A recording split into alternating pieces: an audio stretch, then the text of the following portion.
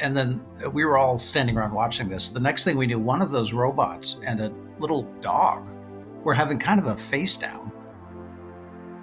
Blackwell, which is the successor to the Hopper architecture, H100s. And they're saying this GPU has 20 petaflops of AI performance on a single GPU. But to be sure, there is competition now, like there has never been before. The price is just too attractive for folks to not want to go for it. And sooner or later, they're going to have enough to be able to participate. And we are already seeing that, but not with the same volume and the same scale.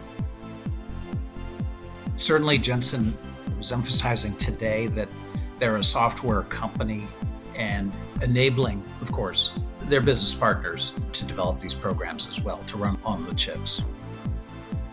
And then similarly with robotics, or embodied AI, as some people call it, that also is something that they've obviously been working on for a long time, but it was manifesting itself a lot more explicitly. From Orion X in association with Inside HPC, this is the At HPC podcast. Join Shahin Khan and Doug Black as they discuss supercomputing technologies and the applications, markets, and policies that shape them. Thank you for being with us. Hi, everyone. Welcome to the At HPC podcast. We are live from GTC in San Jose, the big Nvidia conference. Hey, Shahin. How are you doing? It's been a great show. Yeah, it's been amazing, really. The first impression people come away with is they need a bigger boat, to paraphrase. They need a bigger venue. Wider aisles would be good. Wider aisles or just everything bigger. I've never been so hemmed in by crowds since the one time I went to the Kentucky Derby, which drew 150,000 people. This is what, 16,000 they're talking about. That's the number I heard, 16,000 in person physically in San Jose, which is 3,000 more than SC23 was just a few months ago. But also they were live streaming, and Jensen's keynote, I think at its peak, had close to 70,000 online watchers. Yeah, and I was actually at that event. I was up in the balcony. It's like a concert. It was like a rock concert. It really was. It was in the San Jose Sharks of the National Hockey League arena, which holds 17,500. They closed off one end of the arena for staging, but they also had seats on the floor where the ice normally is. So my guess is it was probably 14,000 people there. But I was talking to one of the Nvidia PR guys last night, and he said there was some concern they were breaking fire laws kind of thing. Oh, I see. The whole place was roped off. The streets were closed down around the arena with cops. And yeah. I've been to very few business conferences that have hit this kind of scale. Yeah, I think the big vendors have their annual conferences, and some of them do get really big. Oracle's does, HPE's does, Dell's does. Mm-hmm. In the old days, it was IBM and Sun Microsystems, and Java One was a huge conference. And this is really very big, and it's come a long way since its early days when it really was a graphics technology conference. And now it's everything AI, everything next generation, literally from sensors and robots and embedded devices all the way to full data center setups. Yeah, the purview of NVIDIA technology is broadening each year. Let's talk about what they announced and what was impressive to you.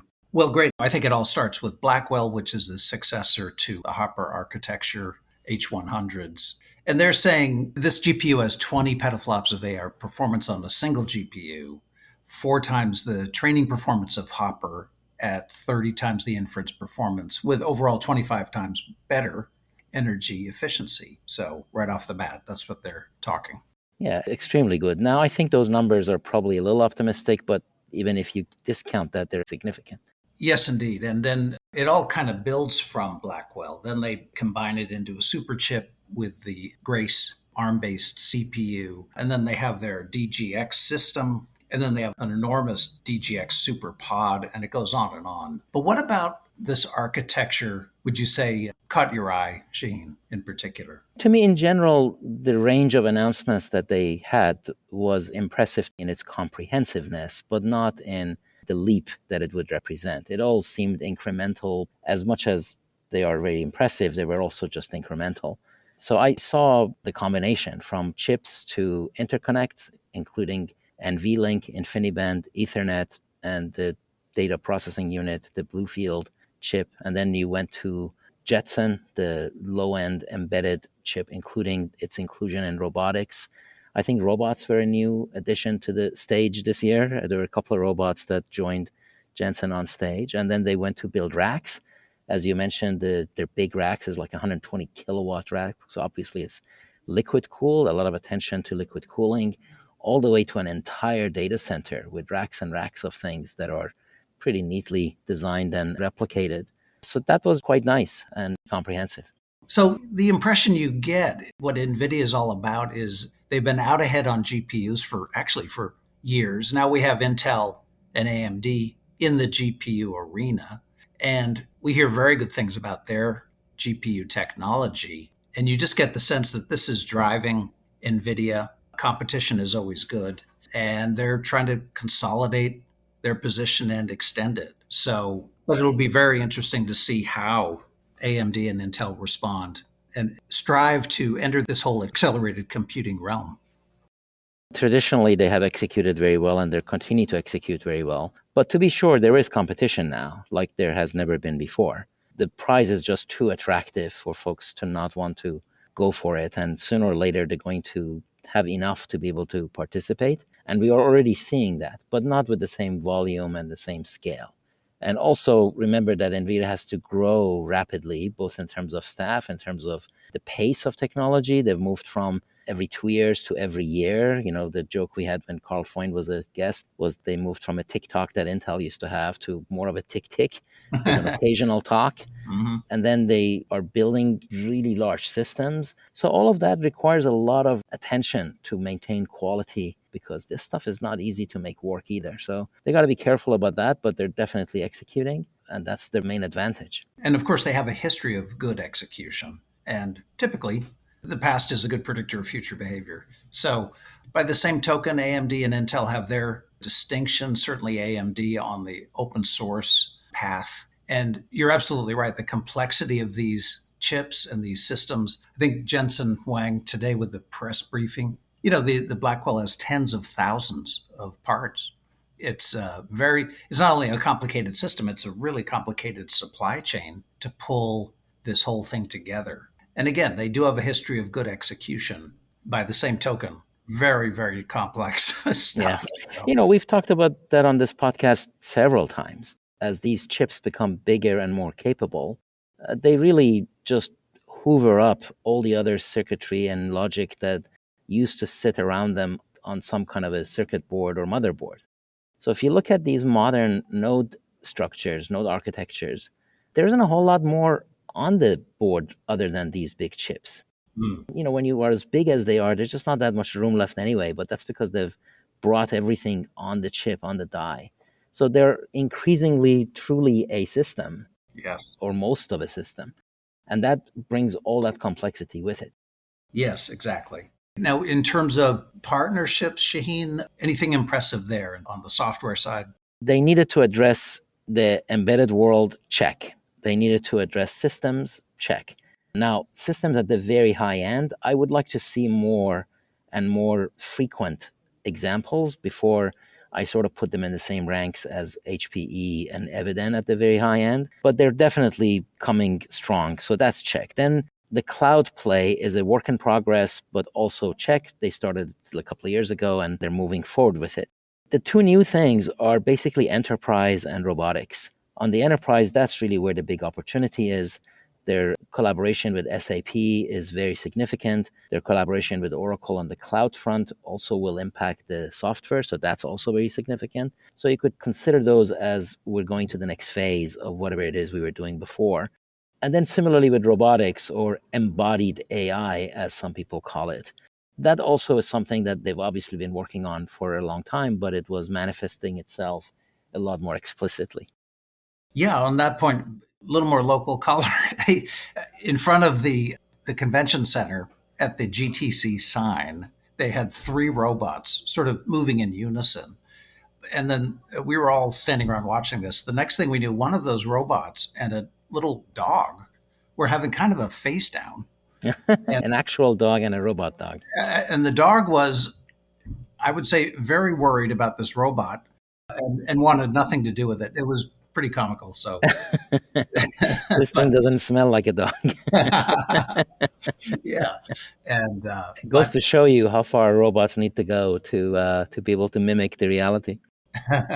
yeah, but Jensen certainly is talking more and more about robotics and extend embodied AI is an interesting term. That seems to be an increasing area of emphasis. For sure, the convergence of IoT and AI and mobility and all of those come together. So it's a very good confluence of a lot of really difficult things. The other thing you mentioned was software. We were familiar with Omniverse, so they highlighted that, and they're putting that into Azure, and it is going to support Apple Vision Pro and a whole lot of other, what they term the next industrial revolution, which is what I would call the first information revolution. But they spoke to that. And then the other software that they talked about was focused on developing AI applications, and they went full on with microservices and containers and launched what they called NVIDIA NIM, NIM, standing for NVIDIA Inference Microservice. And it's a way of quickly putting together your own AI toolset, just kind of a gaggle of bots that are going to help you accomplish various things. Certainly, Jensen was emphasizing today that they're a software company and enabling, of course, their business partners to develop these programs as well to run on the chips. And by the way, at the dinner last night, I was speaking with one of the PR guys. So apparently, Bob Iger was at the keynote, Oh, and Disney. also, yeah, and George Lucas of Star Wars fame was there. And then today, it was kind of fun. Personally, one of my favorite media people is Jim Cramer of CNBC. He's broadcasting live from the conference. There's a bit of glam here, and it's certainly a lot of high energy. Well, when you look at the valuation of the company and what the financial analysts were reacting to, it makes sense for CNBC to show up in person. Yeah, I did see the stage at the end of the conference hall set up for CNBC. So, Yeah, it's a media event. He obviously Nvidia is a celebrity company and Jensen is the celebrity head of the company. So, for sure. yeah. But the guy keeps his humility, or at least that's part of He how he does. how he presents. He's got the leather jacket and all that, but he's a bit self-effacing. I think he came across as very genuine. Yeah, He had some funny jokes. He was very real, and all of that really bodes well. I think it just was a great performance. it's a company that just keeps driving forward. You don't get the sense of resting on laurels, victory lap Yes, kind of it's idea. so true. Too true Yeah, sometimes. a little bit too true, maybe, but exactly. Yeah. And another point, obviously, from the investment community, there's heavy attendance here as well. And the stock, which was, I looked it up yesterday, in October of 2022, it was about 128. The following month is when ChatGPT came out. That launched the whole Gen AI craze. Now that stock is over at 850. So they're one of the top performing stocks of the past 16 months. They're one of the Magnificent Seven, but in fact, one of the top players even among those. Right? Yes, right. Now, there is definitely the other aspect of this show is that the NVIDIA model is really vertically integrated. It's all from the same vendor. It's all top to bottom, made sure everything works with everything. And if several of the components in that stack are actually leading edge technologies, which has been the case for NVIDIA, then no problem. That's actually the superior solution. But you do have to execute, and you have to execute consistently, and they have done that. But over time, the idea that I can integrate a variety of components from a variety of vendors can, in fact, provide a better solution initially for certain applications and over time for more and more applications. And that's how the contrast starts showing up. And there's risk involved in both of them, but in general, the industry favors more of an open approach where you mix and match components from everybody. That takes a back seat when you have a massive new trend and you just don't have time. You just really want to be at the leading edge, and they're riding that quite well.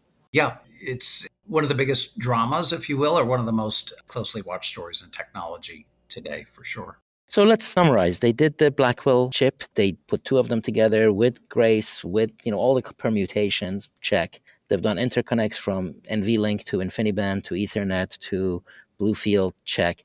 They've done low end with Jetson, robotics, racks, full data center, a more annual cadence for chips and new platforms. They've covered the development community, the software community, the enterprise, the cloud. Really, they've checked all the boxes, and that's quite impressive. Hearing Jensen talk, CEOs do have visions, and I'd say in that department, he's very strong, relatively speaking. He's not only got a vision, but then you see these announcements rolling out annually, and they seem to be marching across a very broad front. Pretty impressive. That's right. So if you don't like the pistachio green color, you're in trouble for the next few years. Yeah, very good. Okay. So with that, we can conclude this episode. Great. All right. Well, thank you, everybody, for listening. Until next time, take care. That's it for this episode of the @HPC podcast. Every episode is featured on InsideHPC.com and posted on OrionX.net. Use the comment section or tweet us with any questions or to propose topics of discussion. If you like the show, rate and review it on Apple Podcasts or wherever you listen. The @HPC podcast is a production of OrionX in association with Inside HPC. Thank you for listening.